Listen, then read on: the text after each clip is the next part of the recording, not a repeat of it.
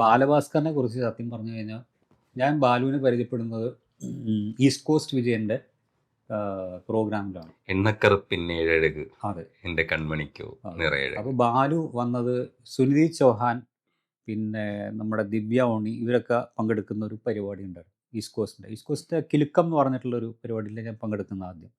അന്ന് മറ്റേ മഞ്ജു വാര്യറും പ്രേംകുമാറും പിന്നെ കൈതപ്രം തിരുമേനിയും ഒക്കെ ഉണ്ട്, ഞങ്ങളൊക്കെ ഉണ്ട്. അതിന്റെ cassette ലോഹിതദാസ്, അങ്ങനെ പലരും ഉണ്ട്, വലിയ വലിയ ആൾക്കാരൊക്കെ ഉണ്ടായിരുന്നു.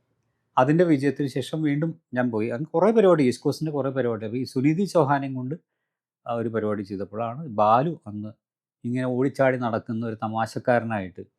അപ്പോൾ ചെറിയ പയ്യൻ. ചെറിയ പയ്യനായിട്ട്. അപ്പോൾ ഞങ്ങളിങ്ങനെ ബാലുവിനെ കളിയാക്കും. ബാലുവും സുനിധിയായിട്ടൊരു ക്രഷ് ഉണ്ടെന്ന് പറഞ്ഞ് വെറുതെ ഞങ്ങളിങ്ങനെ വെറുതെ ഇങ്ങനെ ചുമ്മാ. ഇല്ലെങ്കിലും വെറുതെ ഇങ്ങനെ അങ്ങനെ ബാലു ഇപ്പം ഇങ്ങനെ നാണിച്ചൊക്കെ ഇങ്ങനെ പറയും. അപ്പോൾ പക്ഷെ ബാലു വന്ന് സത്യം പറഞ്ഞു കഴിഞ്ഞാണെങ്കിൽ ഇങ്ങനെ ഈ മ്യൂസിക് ചെയ്യുന്ന പരിപാടിയൊന്നുമില്ല. ബാലു വയലും വായിക്കാനും ഒക്കെ വേണ്ടിയാണ് വന്നത്. അതിൻ്റെ ഇടയ്ക്കാണ് ഈ നിനക്കായി എന്ന് പറയുന്ന പാട്ടുകൾ സത്യം പറഞ്ഞു കഴിഞ്ഞിട്ടുണ്ടെങ്കിൽ ഉണ്ടാക്കുന്നത്. അങ്ങനെ ഈസ്റ്റ് കോസ്റ്റ് വിജയൻ്റെ നിർബന്ധത്തിലാണ് ബാലു സംഗീത സംവിധായകനായി മാറുന്നത്. അപ്പോൾ അതൊരു വേറൊരു ഫേസായി. ബാലു വയലിനിസ്റ്റ് എന്നുള്ള ലെവലിൽ തമാശയൊക്കെ പറഞ്ഞ് ഇങ്ങനെ അവിടെ ഇവിടെ കുണി നടക്കുന്ന ഒരാളായിരുന്നു. അങ്ങനെ ആ ഇതിൽ നിന്ന് മാറി പുള്ളി സംഗീത സംവിധായകനായി.